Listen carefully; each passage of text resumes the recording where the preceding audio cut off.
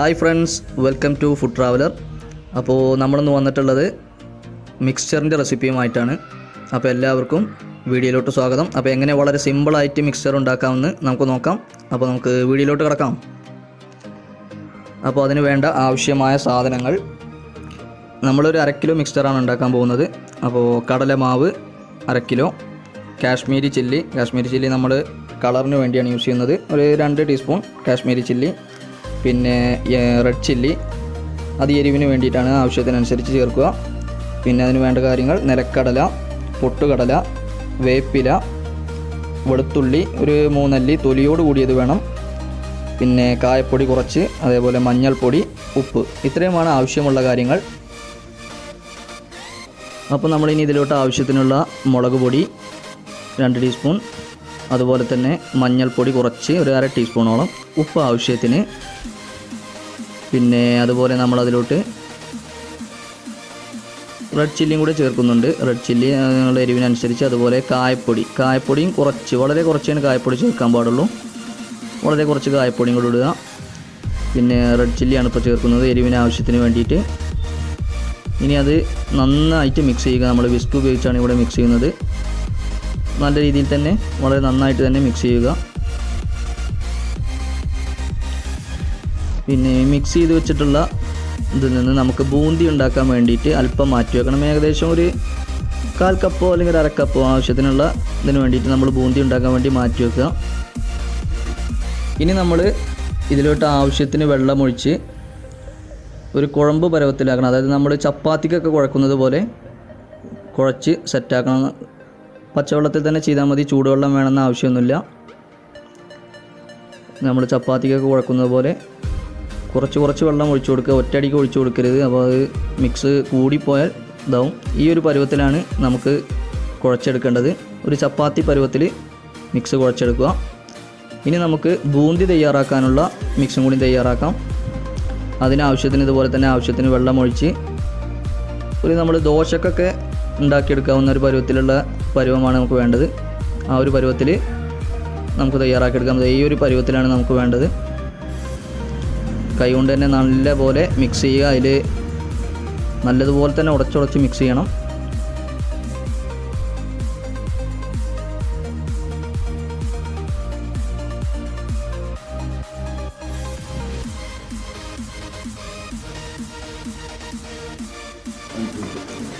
അപ്പോൾ ഇനി നമ്മൾ ഗ്യാസിലൊരു പാൻ വെക്കുക.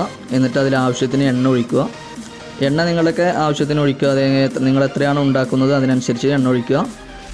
ഇനി അതിലോട്ട് വേപ്പിലിടുക. എണ്ണ നന്നായിട്ട് ചൂടാവണം. ചൂടായതിനു ശേഷം വേപ്പിലിടുക. വേപ്പിലൊരു 2 തണ്ട് വേപ്പിലിട്ടാൽ മതി. വേപ്പിലൊന്ന് വറുത്ത് കോരിയെടുക്കുക. നല്ലതുപോലെ വറുത്ത് കോരിയെടുക്കുക. അതിനുശേഷം നമ്മളതിലോട്ട് നിലക്കടല ഇടുക. നിലക്കടല ഇട്ടതിന് ശേഷം അത് നല്ലതുപോലെ വറക്കുക. കരിഞ്ഞു പോകാതെ ശ്രദ്ധിക്കണം. അതുപോലെ തീ വെക്കുമ്പോൾ ഒരു മീഡിയം ഫ്ലെയിമിൽ തീ വെക്കുക. ഒരിക്കലും ഹൈ ഫ്ലെയിമിൽ വെക്കരുത്, പെട്ടെന്ന് കരിഞ്ഞു പോകാൻ സാധ്യതയുണ്ട്. നിലക്കടല ഒരു ബ്രൗൺ കളറിൽ നിന്ന് വിടുമ്പോൾ നമ്മളത് കോരിയെടുക്കുക. ഒരിക്കലും കരിഞ്ഞു പോകരുത്.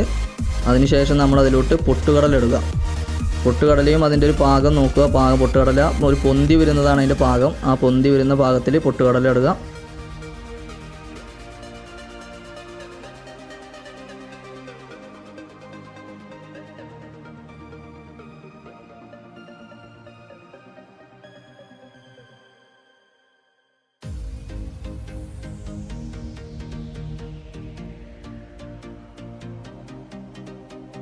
കോരിയെടുത്തതിന് ശേഷം നമ്മൾ അതിലോട്ടൊരു എടുത്തു വെച്ചുള്ള വെളുത്തുള്ളി തൊലിയോട് കൂടിയാണ് നമ്മൾ എടുത്തു വെച്ചുള്ളത്. അതും അതിലോട്ടിട്ട് വറുത്തെടുക്കുക. അതും കരിഞ്ഞു പോകാതെ ശ്രദ്ധിക്കണം.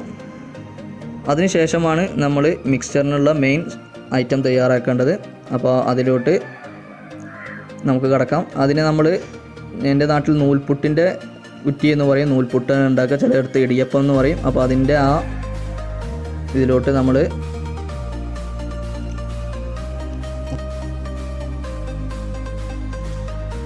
നൂൽപുട്ടിൻ്റെ അച്ചെടുത്തതിന് ശേഷം നമ്മൾ അതിലോട്ട് ആ ചപ്പാത്തി പരുവത്തിൽ കുഴച്ച് വെച്ചിട്ടുള്ള ആ മാവ് നമ്മൾ അതിലോട്ട് ഇടുക.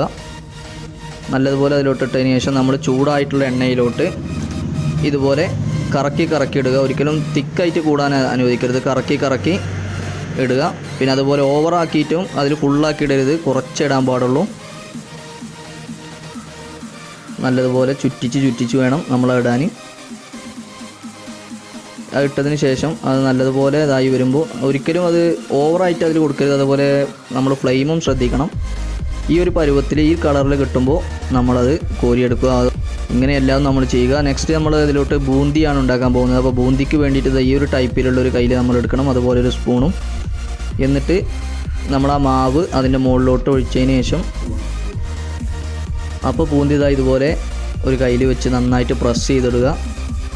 അപ്പോൾ എണ്ണയിലിങ്ങനെ ഫുള്ളായിട്ട് കൊടുക്കരുത്, ഒരു പരന്ന് കിടക്കാനുള്ളൊരു ഓപ്ഷൻ വേണം. അതുപോലെ അതിന് ശേഷം നന്നായിട്ട് കോരിയെടുക്കുക. ഒരിക്കലും കരിഞ്ഞു പോകാതെ ശ്രദ്ധിക്കുക.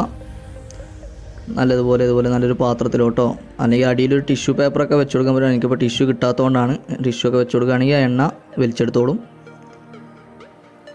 ഇനി നമുക്ക് മിക്സ് ചെയ്യേണ്ട പരിപാടിയിലോട്ട് കിടക്കാം. അപ്പോൾ അതിന് വേണ്ടിയിട്ട് നിങ്ങൾ ഇതുപോലെയുള്ളൊരു പാത്രമോ അല്ലെങ്കിൽ ഒരു ഡപ്പയോ അല്ലെങ്കിൽ നിങ്ങൾക്ക് പേപ്പറിൽ വെച്ചിട്ടോ മിക്സ് ചെയ്യാവുന്നതാണ്. എന്നിട്ട് ഇതുപോലെ പാത്രത്തിലിട്ടിട്ട് നല്ലതുപോലെ കൈ കൊണ്ട് നല്ലതുപോലെ ഉടച്ചെടുക്കുക. അറിയാമല്ലോ മിക്സറിൻ്റെ ഒരു പരിപാടി അറിയാമല്ലോ. അപ്പോൾ അതുപോലെ നല്ലതുപോലെ ഉടച്ചെടുക്കുക. എന്നിട്ട് അതിലോട്ട് നമ്മൾ വറുത്ത് വെച്ചിട്ടുള്ള പൂന്തി ഇടുക. പൂന്തി ഇട്ടതിന് ശേഷം നമ്മൾ വറുത്ത് വെച്ചിട്ടുള്ള എല്ലാ മിക്സുകളും, അതായത് നിലക്കടല, പൊട്ടുകടല, വേപ്പില, വെളുത്തുള്ളി എല്ലാം ഇട്ടതിന് ശേഷം എരിവിന് വേണ്ടി നമ്മൾ റെഡ് ചില്ലി ആണ് യൂസ് ചെയ്യുന്നത്. റെഡ് ചില്ലി ആവശ്യത്തിന്, എരിവിന് ആവശ്യത്തിന് ഇടുക. നമ്മളിവിടെ ഇപ്പോൾ കുട്ടികളൊക്കെ ഉള്ളതുകൊണ്ട് ഞാൻ കുറച്ചാണ് മുളക് പൊടി ഇടുന്നതുള്ളൂ. അതുപോലെ ഒരല്പം കായപ്പൊടിയും ഓവറാകരുത്, അപ്പോൾ നല്ലൊരു കുത്ത് വരും. അപ്പോൾ അല്പം കായപ്പൊടിയും കൂടി ഇട്ട് നല്ലതുപോലെ മിക്സ് ചെയ്യുക.